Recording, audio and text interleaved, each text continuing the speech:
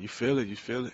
You go out there, you know, just emotions take over once you start getting ready for the game. So don't want to get into that right now.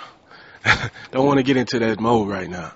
Is that a routine normally for you? I mean, is that when you kind of feel that over time you get ready for the excitement that's about to happen? Well, yeah, I mean, it's a week-long preparation. Like, I mean, I was talking to somebody the other day. I can't, you can't get too wired up too early in the week. It's kind of progression, but towards the end of the week and right before the game, you start to really, all those emotions you've been trying to hold back and things that just thinking, just going over plays in your mind, and especially last week, just hearing people, saying things, kind of gets you kind of, amped up. Yeah. Yes. Roy said after the game that you weren't sure how you played because there were no sacks. Right. But obviously, you got one defensive MVP award, so right. The film probably, after watching the film, can kind of reevaluate. Obviously, you played pretty well in the coach's eyes. Yeah. I had a lot of production. I didn't really think I had that much because there wasn't no sacks. But when we look back, I had a couple hits on the quarterback and pressures and stuff like that. So I mean, I guess they say that's just as good as a sack. But I mean, a lot of things happen when my teammates were able to help me and I helped them. We're just a team. We're gonna keep helping each other and building on the things that we can, and keep working towards the next week, the next thing. Yeah.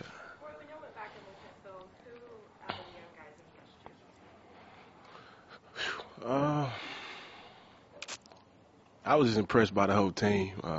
Everybody did well. I think I liked how Ben Wells played. I like Earl Thomas.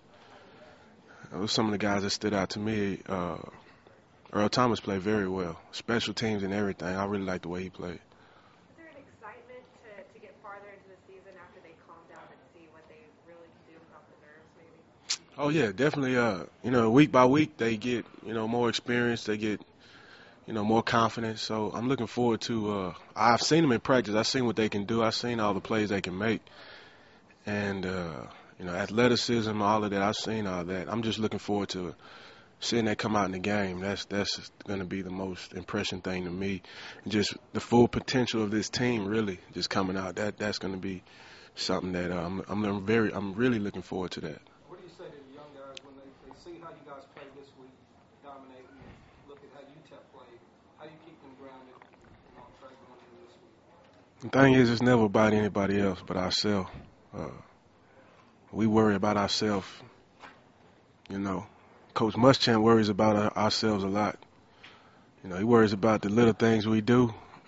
So that's all we're going to do. We can't, like we say all the time, we're a blue-collar team. We go to work every day. It don't matter what or who we play. We're going to do the same thing every week. Every day we're gonna get better. The coach gonna get in our butt for the little things. We just gonna work, and that's gonna be, one of our things of this year. We just gonna keep working every day. It doesn't matter. It just doesn't matter, Whatever. We're gonna keep doing. We're gonna do that. We're gonna wake up in the morning. We're gonna come in. We're gonna do the same routine every day. When you see Muschamp over there banging on the ground at some points during the game, does that get y'all fired up, or you kind of thinking, man, this guy's crazy? I mean, we see it all the time, but I mean, it's one of them things where, yeah, I mean, it does get us fired up, but especially if he's banging on the ground for the wrong reasons, So, but yeah, I mean, Coach Muschamp is very inspirational to this team, and I mean, especially on game day. During the week is another thing, but to see him on game day is a whole another event in itself. We start next to you this week. Coach told us that earlier. What kind of player is he, and what do you expect? He's very athletic. Great pass rusher. He's been doing very well in the run. He's a great person. One of my personal. We kind of. Going back to the U.S. Army All-American days, we great friends from way back then. But he's a great player. He's going to do a great job this week. I'm looking forward to watching him play, and I know he's going to do a good job. He did a great job when he went in last week.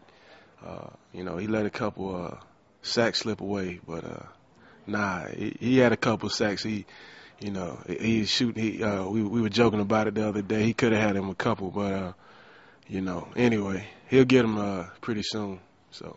One of the seniors on this team talk about the situation with Lamar, kind of how you guys deal with it with young players, a non-football issue like this. What do you tell the young guys? I mean, you know, number one, it's already known that it's not a good thing. It's not a good issue. Not a good situation to be in.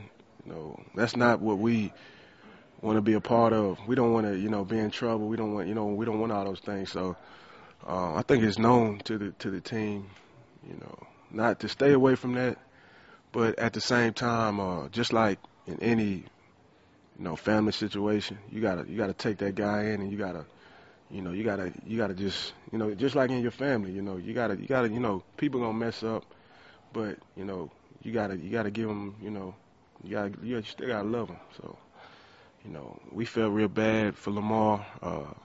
Obviously hearing him apologizing, and he was very sincere with everything, and it's unfortunate because he's a great person.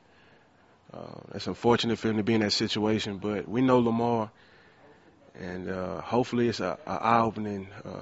It has an eye-opening effect on the team, that it could still happen, because I mean, alcohol hasn't gone away, So hopefully, it can be an eye-opening effect on this team. But we just, as a team, we just got to take him in. He's still a person, so we still got to love him just like we still do. We love him. We embrace him, but obviously drinking and driving is not a good thing.